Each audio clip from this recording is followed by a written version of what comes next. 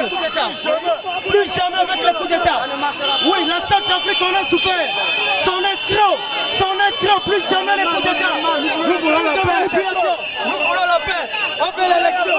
Il y a des élections.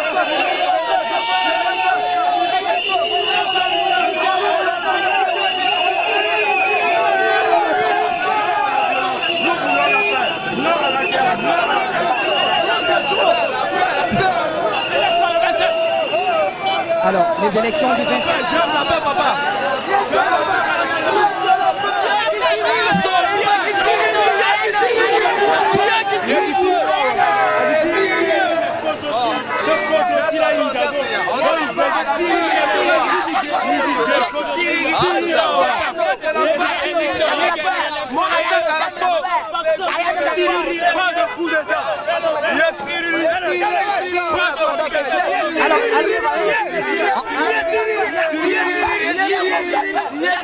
Attention, c'est qu'il y a là pas de coup d'État, élection libre. Voilà donc ce qu'on peut dire sur cette pancarte. Les Centrafricains veulent la paix.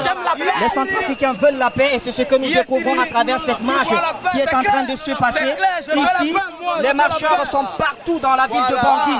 Ils ont passé tous les artères de la capitale pour passer un message. Plus de coup d'État. Ils sont contre ces prises de pouvoir par les armes. Ils ont dit non à tout ce qui est violence et les élections libres se feront selon ces marcheurs le 27 décembre 2020. Tous les candidats, en tout cas, la grande majorité partagent cette opinion. La jeunesse qui est ici présente avec nous dit un seul mot. Plus de coup d'État, c'est le principal message qu'on retient de cette grande marche. On veut rien que la paix en RCA. Nous voulons plus la manipulation. Nous voulons la paix. Alors quand vous dites nous ne voulons plus la manipulation, qui manipule? Les forces étrangères qui nous manipulent, la pression de l'extérieur, qui nous manipulent nos représentants de notre parti politique et nos dirigeants politiques aussi. Ils ne veulent plus de manipulation en République centrafricaine. Ils estiment qu'il y a des forces étrangères qui manipulent les populations afin de les amener vers une autre guerre civile qui conduira pourquoi pas le pays dans le chaos. Eh bien pour éviter ce chaos, il faut aller à des élections libres, des élections transparentes, des élections sans violence. C'est possible en République centrafricaine, bien sûr après plusieurs années de guerre civile. On sait qu'avec l'arrivée du président Faustin Archange Touadéra, le pays a connu une paix relative d'environ 4 ans. Et pourquoi ne pas continuer avec cela? C'est ce que les marcheurs sont en train de dire en ce moment. Plus jamais de violence en République centrafricaine. De toutes les façons, c'est le peuple qui parle. Au travail, dans l'ordre et la dignité, dans le respect du droit de l'unité, brisant la misère et la tyrannie, grandissant le standard de la patrie. Notre pays a trop souffert. Nous sommes un pays caractérisé par une instabilité chronique, tant d'ordre constitutionnel, institutionnel, politique, social.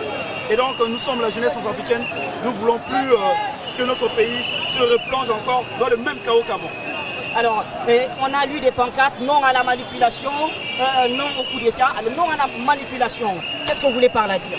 Et donc, parler de la manipulation ici, nous sensibilisons beaucoup plus sur nos pères jeunes qui ne se laissent pas faire. Parce que si vous constatez qu'au niveau de Bossombélé, il y a le quai et consort, vous n'allez pas apercevoir les deux.